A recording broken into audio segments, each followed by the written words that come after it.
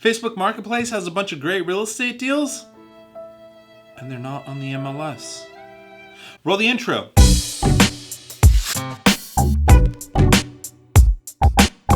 Welcome back, everybody. So nice to see your smiling faces.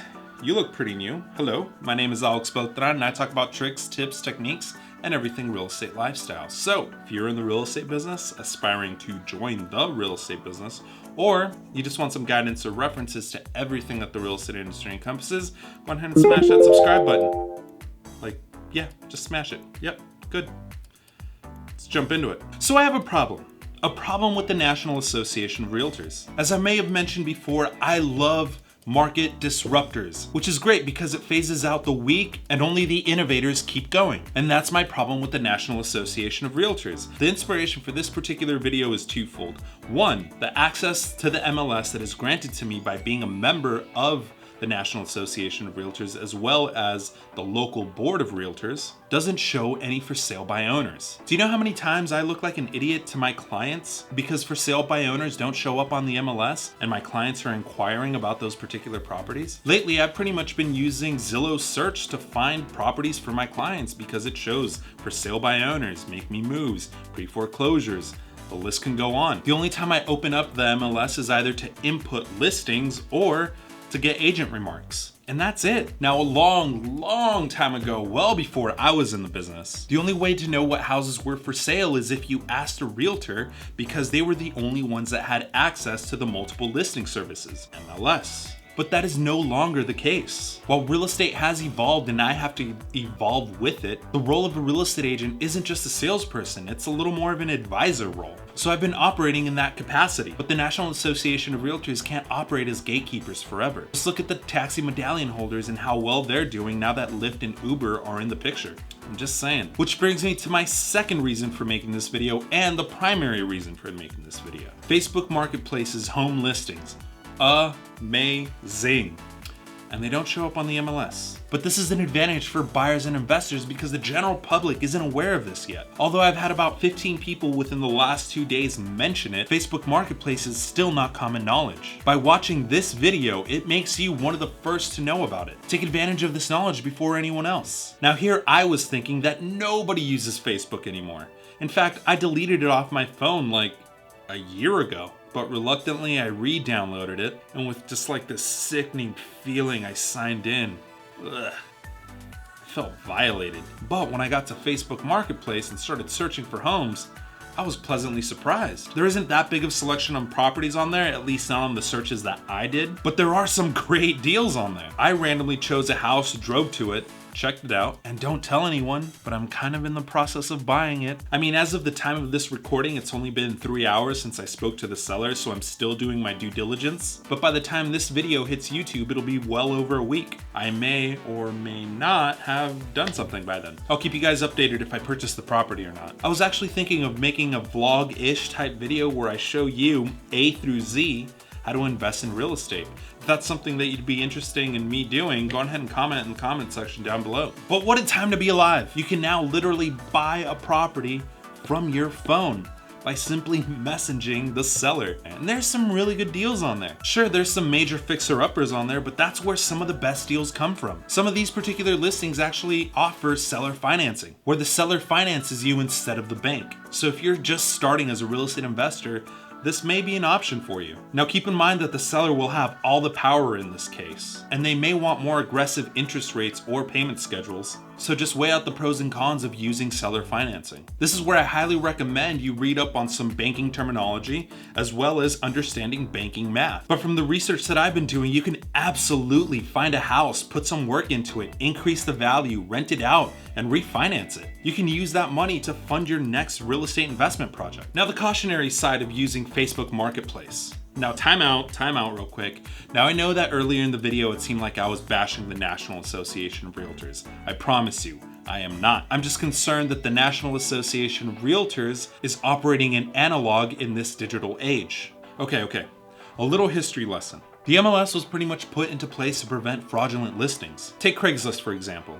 I'm pretty sure we can all agree that that's pretty much the wild, wild west of internet classifieds. How many times have you heard those horror stories where someone hands over their life savings to buy a house, only to find out that the house was never for sale, and the real owner was never aware that the property was put up for sale, while the con artist just walks away with several $1,000s? It's the main reason why transferring apps or businesses that transfer money have all those warning signs telling you not to send money to people that you don't know. With the listings that are coming from the MLS, you at least know that they're legitimate, or at least as legitimate as they can get, because there are still those very, very, very rare bad apples, but you have someone to go after in case there's complete negligence. So there's a lot of accountability, all thanks to the National Association of Realtors. When it comes to purchasing properties like the ones that are on Facebook Marketplace, this is where a real estate agent plays more of that advisory role, because you always have to take a little more caution when buying for sale by owner. An experienced real estate agent will help you properly navigate these waters, because realtors have a fiduciary duty to their clients, meaning that you have to do whatever's in the client's best interest always. If that means walk away from a particular deal because it seems a little too fishy,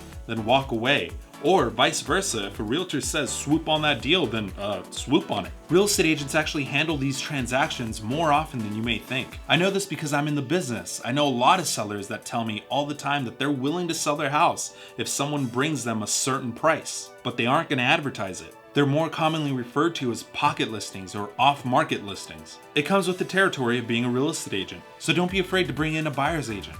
They have the knowledge and all the tools at their disposal. Now, there will be a lot of people that will tell you, you don't need a realtor, you can do all the work yourself. To which I always say, even the biggest titans in any industry are constantly learning. They aren't too proud to ask for advice. They aren't too experienced to use someone else's guidance. They know that the fastest path to success is through others' knowledge and wisdom. In this case, it's the knowledge and the wisdom of the realtor that'll help you with Facebook Marketplace for sale by owners purchases.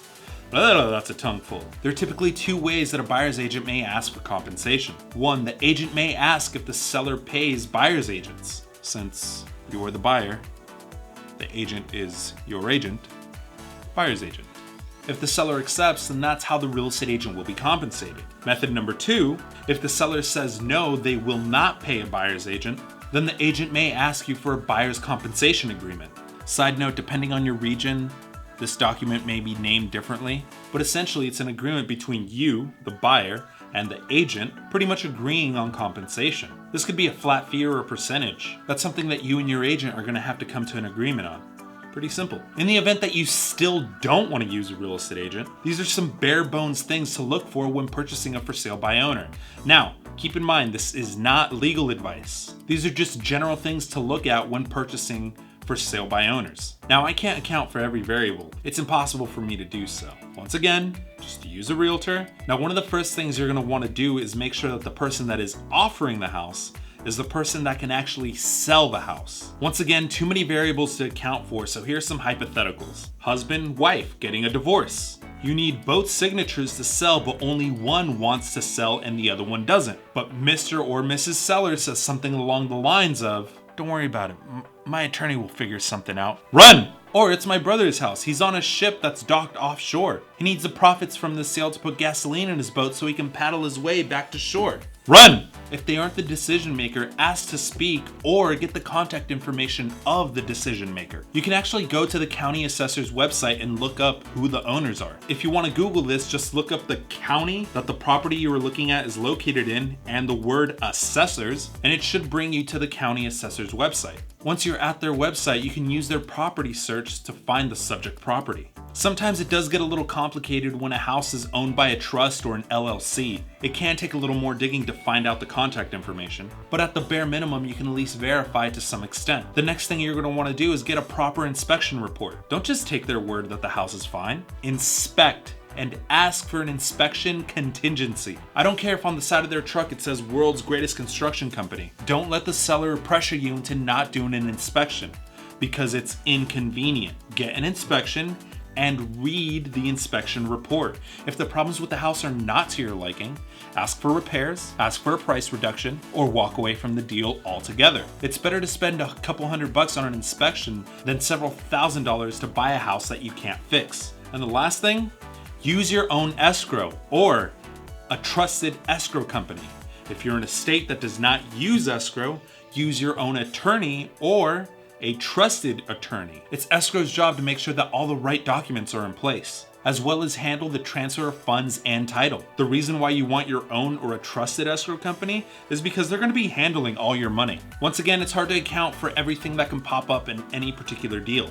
So those were just some general cautionary examples for you. Make sure to do your due diligence. So question of the day, actually 2 questions today. Have you checked out Facebook Marketplace yet? If so, what great deals did you find on there? And question number 2, are you using a real estate agent? Why or why not? Go ahead and comment in the comments section down below. And that's it for this video, folks. If you found it informative or entertaining, go ahead and smash that like button. Subscribe. I mean, you've already watched the video this far, so you might as well subscribe. Yeah, do it. Yep, good. Awesome. If you want to keep up to date with everything that I'm doing in real estate, go on ahead and give me a follow on Instagram. Other than that, catch you guys next week. Peace.